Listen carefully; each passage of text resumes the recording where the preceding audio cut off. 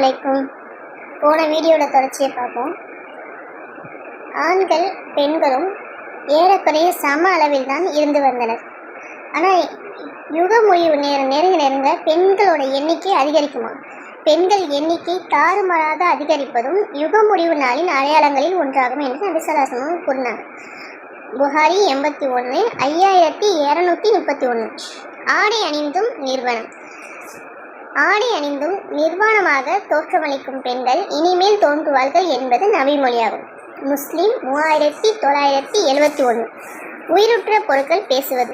விலங்குகள் மனிதரிடம் பேசும் வரையிலும் தோல் சாட்டையும் செருப்பு வாரும் மனிதரிடம் பேசும் வரையிலும் யுக முடிவு நாள் ஏற்படாது என்பது நபிமொழி. அகமது 11365. பேச்சை தொழிலாக்கி பொருள் திரட்டுதல். தங்கள் நாவுகளை மூலதனமாக கொண்டு சாப்பிடக்கூடியவர்கள் தோன்றும் வரை யுக முடிவு நாள் ஏற்படாது என்பது நபிமொழி. அகமது 1511. தெரிந்தவருக்கு மட்டும் சலாம் கூறுதல். தெரிந்தவருக்கு மட்டும் சலாம் கூறுவது யுகம் முடிவு நாளின் அடையாளம் என்று நபி ஸல்லல்லாஹு அலைஹி வஸல்லம் அவர்கள் கூறினார்கள். ஹக்கீம் 493.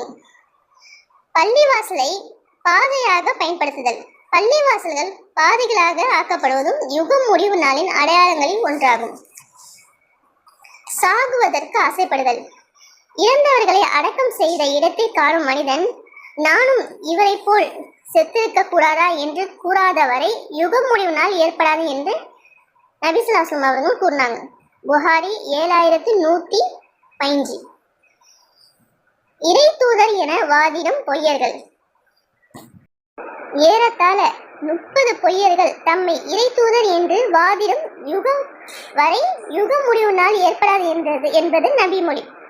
புகாரி 3609. முந்தைய சமுதாயத்தினர் கடைபிடித்தல். உங்களுக்கு முன் சென்றவர்களை ஜானுக்கு ஜான் முழத்துக்கு முழம் நீங்கள் பின்பற்றுவீர்கள். அவர்கள் உடும்பு பொந்தில் நுழைந்தால் கூட நீங்களும் நுழைவீர்கள் என்று நபி ஸல்லல்லாஹு அலைஹி வஸல்லம் அவர்கள் கூறினார்கள். அல்லாஹ்வின் தூதரே, முன் சென்றவர்கள் என்று நீங்கள் குறிப்பிடுவது யூதர்களையும் கிறிஸ்துவர்களையுமா என்று நபித்தோழர்கள் கேட்க, அதற்கு நபி ஸல்லல்லாஹு அலைஹி வஸல்லம் அவர்கள் வேறு யாரை நான் குறிப்பிடுகிறேன் என்று கூறினார்கள். நூல் புகாரி 3456.